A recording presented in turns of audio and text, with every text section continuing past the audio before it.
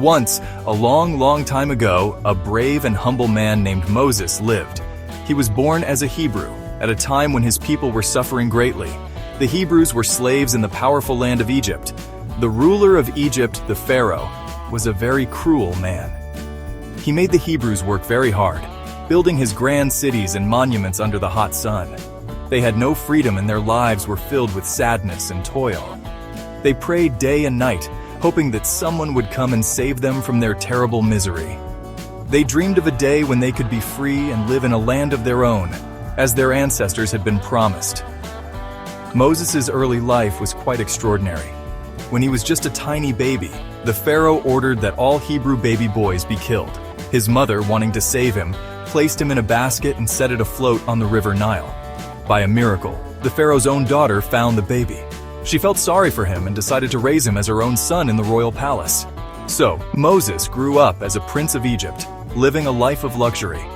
He learned many things and was treated with great respect. But deep inside, he knew he was a Hebrew, and his heart ached for the suffering of his people. One day, Moses saw an Egyptian soldier beating a Hebrew slave very cruelly. In a fit of anger, Moses protected the slave and ended up killing the Egyptian. He became very scared. He knew that if the Pharaoh found out, his life would be in danger. So he ran away from Egypt and fled into the vast empty desert. There, he became a shepherd, looking after flocks of sheep for many years. He lived a simple and quiet life, far from the troubles of Egypt. He thought he had left his past behind him forever, but God had a very special and important plan for him that was yet to unfold. Years passed, and Moses grew older and wiser. One day, while he was tending his sheep near a mountain called Horeb, he saw something amazing. He saw a bush that was on fire, but the flames were not burning it up. The bush just kept on burning, bright and radiant.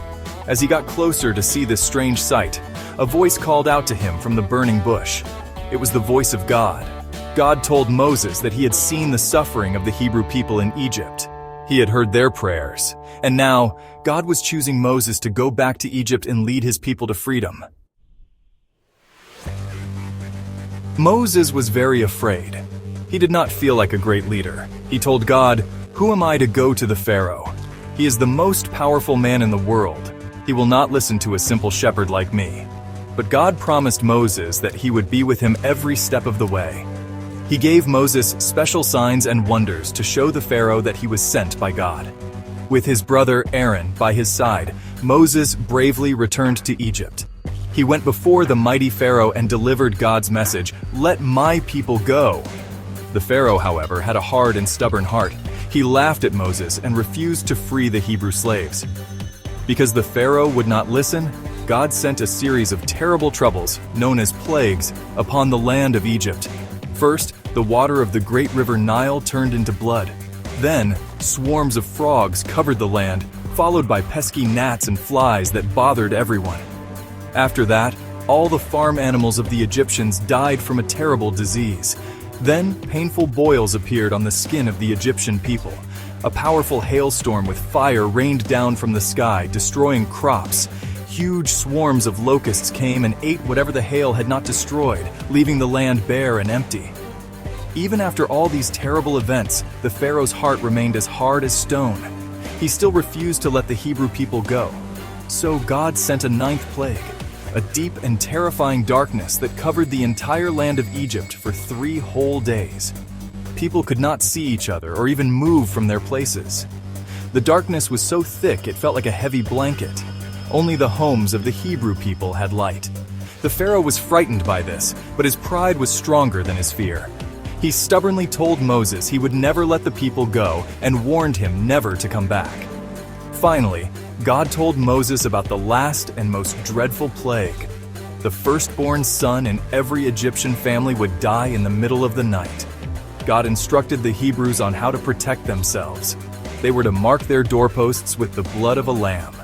When the angel of death passed over Egypt, it would see the blood and pass over their homes, sparing their children. That night, a great cry of sadness was heard all over Egypt. The Pharaoh's own son died. His heart finally broke, and he called for Moses and told him to take his people and leave Egypt immediately. The great escape, the Exodus, had begun.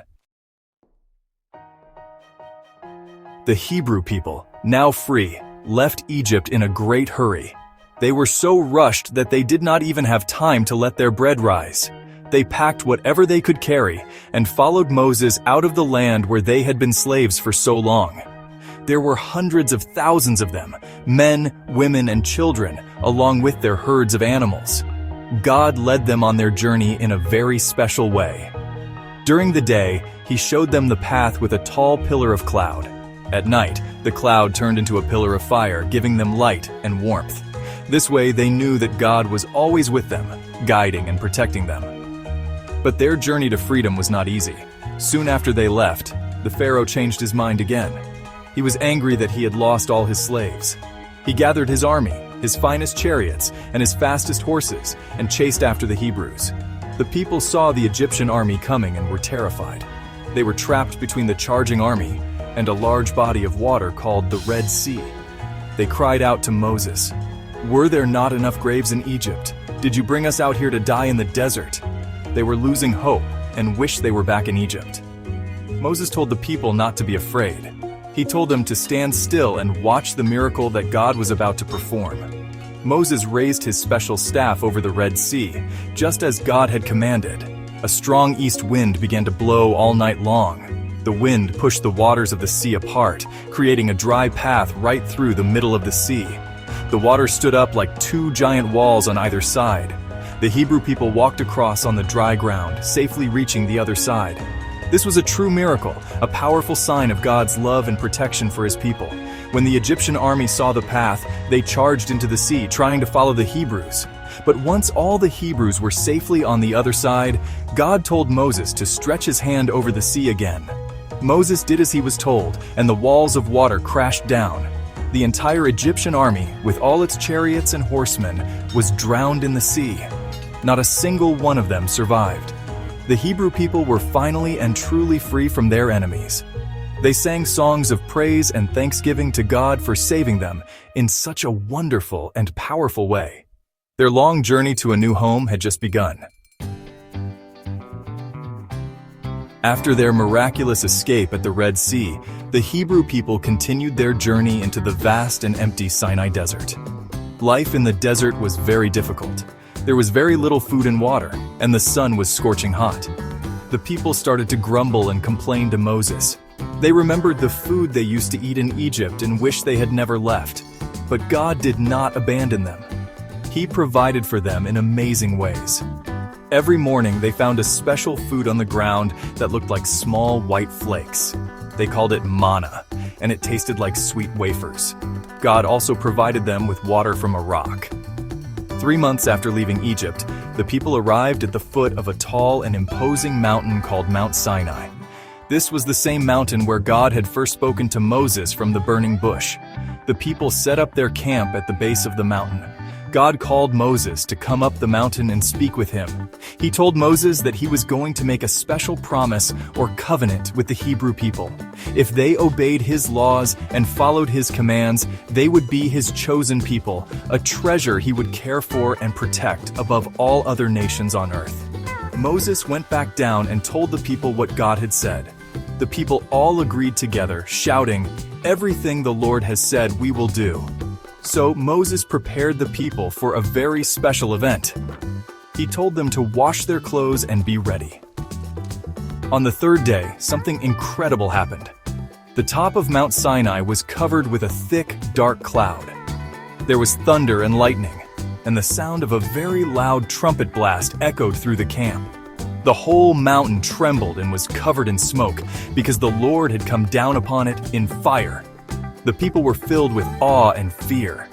God then called Moses to come up to the top of the mountain into the thick cloud. Moses was there with God for 40 days and 40 nights. During this time, God gave Moses a set of very important rules for his people to live by. These rules were written by the finger of God on 2 flat tablets of stone. These were the 10 commandments. They were not just rules, but a gift from God to help his people live together in peace and happiness. They were a guide to show them how to love God and how to love and respect each other in their new life as a free nation. The first commandment that God gave to Moses was, "You shall have no other gods before me." This is a very important rule. It means that we should love and worship only the one true God. In those ancient times, people used to worship many different things as gods. They would make statues of animals or people out of wood, stone, or gold and pray to them. These were called idols. God wanted his people to understand that he is the only real God, the one who created the heavens and the earth. He is the one who saved them from slavery and promised to care for them. This commandment teaches us to put God first in our lives. The second commandment is, you shall not make for yourself an idol. This rule is connected to the first one. God is a spirit. We cannot see him or make a statue that looks like him. Creating an idol is like trying to put the great and powerful God into a small box. It limits him and gives a false idea of who he is. God wants us to worship him with our hearts and minds, not by bowing down to a man-made object. This commandment reminds us that God is bigger than anything we can imagine or create with our hands. It teaches us to focus our worship on the unseen God who is everywhere. The third commandment says, you shall not misuse the name of the Lord your God. This means we should always use God's name with respect and love. We should not use it in a careless or angry way, or when we are not telling the truth. God's name is holy and special. Using it lightly shows a lack of respect for God himself. Think of it like this. You would not like it if someone used your name in a mean or disrespectful way. This commandment teaches us to speak about God and to God in a way that shows how much we honor him. It is about being truthful and reverent in our speech. The fourth commandment is, remember the Sabbath day by keeping it holy. A week has 7 days. God commanded his people to work for 6 days and to set aside the seventh day as a special day of rest. This day, called the Sabbath, was a time to stop all their usual work. It was a day to rest their bodies, spend time with their families, and focus on worshiping God. It was a gift from God, a reminder that rest is just as important as work. This commandment teaches us that we need to take a break from our busy lives to recharge our bodies and our spirits, and to remember and thank God for all his blessings. The fifth commandment is a bridge between loving God and loving people. It says, honor your father and your mother. This is a very special commandment because it comes with a promise that you may live a long and full life. Honoring our parents means more than just obeying them. It means showing them respect, listening to their advice, and taking care of them, especially when they grow old. Our parents are a gift from God. They gave us life and worked hard to provide for us. By honoring them, we show that we are grateful for all they have done, and we also show respect for God's plan for families. The sixth commandment is very short and very clear. You shall not murder. This rule protects the most precious gift we have, the gift of life. Every human life is valuable and sacred because every person is created in the image of God. This commandment tells us that we do not have the right to take another person's life. It is not just about the act of killing, but also about controlling our anger and hatred. Angry words and hateful thoughts can be the seeds that grow into terrible actions. This rule teaches us to value and protect all human life and to solve our problems with peace, not violence. The seventh commandment is, you shall not commit adultery. This commandment is about being faithful and loyal in marriage. Marriage is a special promise made between a husband and a wife to love and be true to only each other. When someone breaks this promise, it causes deep pain, sadness, and destroys trust. It can break families apart and hurt many people, including children. This rule teaches us the importance of commitment, trust, and faithfulness in our most important relationships. It helps to build strong families and a strong community where people can feel safe and loved. This is a very important foundation for society. The 8th, 9th, and 10th commandments guide our actions and our thoughts towards others. The 8th is, you shall not steal. This means we should not take anything that does not belong to us. The 9th is, you shall not give false testimony against your neighbor, which means we should always tell the truth and not lie about other people. The 10th is, you shall not covet, which means we should not have a strong, greedy desire for things that belong to someone else, like their house, their job, or their belongings. These last rules teach us to be honest, content, and to respect the property and reputation of others. The 10 Commandments might seem like very old rules from a long time ago, but they are just as important for us today. They are like a good map that shows us how to live a good and happy life. Think about the commandment, honor your father and your mother. In our daily lives, this means listening to our parents when they give us advice because they have more experience. It means helping them with chores around the house without being asked. When they get older, it might mean visiting them often, making sure they have what they need, and treating them with kindness and patience. This brings happiness to our parents and makes our family stronger. Let's look at the rule, you shall not steal. This is a rule we follow every day, maybe without even thinking about it. When you're at a shop, you pay for the items you take. You don't just put them in your pocket and walk out. At school, you don't take your friend's pencil or book without asking for their permission. This rule teaches us to respect what belongs to others. When everyone follows this rule, we can trust each other. We can leave our homes without worrying that someone will take our things. It helps to create a safe and fair community where everyone's property is respected by others. The commandment, you shall not give false testimony, is all about being truthful. Imagine you see two friends arguing. If you tell a lie about what happened to make one friend look bad, you are breaking this rule. In daily life, this means not spreading gossip or rumors about people. It means being honest at work and at school. When a teacher asks who broke the window, telling the truth is following this commandment. Honesty builds trust. When people know you are truthful, they will believe you and respect you. A world where everyone tells the truth is a world where we can rely on each other. Even the commandment about the Sabbath has a place in our modern busy world. We may not all stop work on the same day, but the idea of taking a regular day of rest is very wise. In our lives, this could mean deciding that, on Sunday, we will not check our work emails. Instead, we will play with our children, visit our relatives, go for a walk in a park, or spend time on a hobby we enjoy. This day of rest helps us to relax and recover from a week of hard work. It helps us to have a better balance in our lives, so we are not always tired and stressed. The 10 Commandments are more than just a list of things we should not do. They are a beautiful promise for a better life in a better world. When God gave these rules to the people, He was showing them the path to true freedom. They had been freed from slavery in Egypt, but now they needed to learn how to live as free people in a good and orderly way.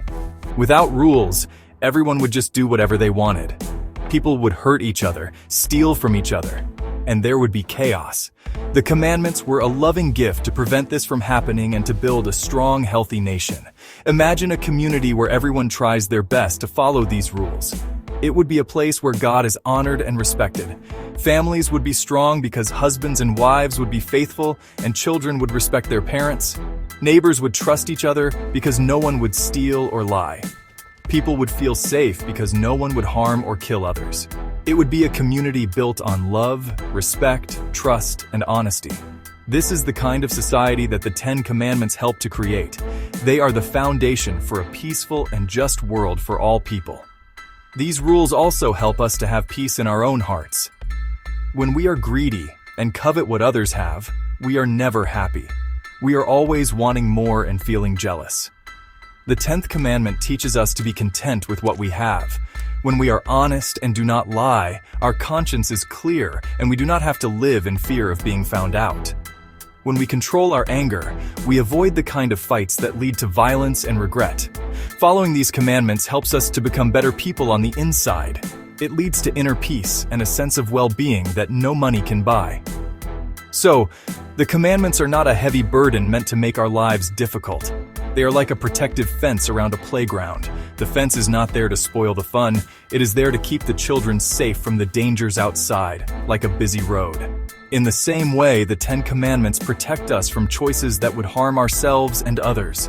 They guide us towards a life of goodness, kindness, and purpose. They show us how to live in a right relationship with God and with the people all around us, leading to a life that is truly blessed and full. The story of Moses and the 10 Commandments is a timeless tale that has been told and retold for thousands of years. It continues to inspire millions of people all over the world. Moses stands as a powerful example of leadership and faith. He was a humble man who answered God's call even when he was afraid. He faced down the most powerful ruler on earth and led his people on a long and difficult journey to freedom. His life teaches us that with courage and trust in God, ordinary people can do extraordinary things. He shows us the importance of standing up for what is right, even when it is hard. The journey from slavery in Egypt to the freedom of the Promised Land is a powerful symbol of hope. It reminds us that even in our darkest and most difficult times, there is always hope for a better future. The people of Israel were slaves, with no power and no freedom, but God heard their cries and rescued them. This story teaches us to never give up hope. It shows that no situation is too difficult for God. It gives us strength to face our own deserts and red seas in life, trusting that we are not alone and that we will be guided to a place of safety and peace. The Ten Commandments themselves remain a cornerstone of morality and law for much of the world. They are a simple but profound guide for ethical living. They teach fundamental values that are universal: respect for God, for family, for life, for truth, and for property. These are not just religious rules. They are principles for creating a decent and humane society. Many of the laws in countries all around the world are based on the ideas found in these 10 simple statements. They form a moral compass that helps us to know the difference between right and wrong and to choose the right path. In the end, the story of Moses and the 10 Commandments is a story of love. It is about God's love for His people, a love so strong that He rescued them from slavery and gave them rules to help them live well. And it is about our call to love God and to love our neighbors. These two great ideas are the heart of the 10 Commandments. By learning from the courage of Moses and by trying to live by the wisdom of the commandments, we can bring more love, peace, and justice into our own lives and into the world around us. This is why this ancient story is still so powerful and meaningful for us today.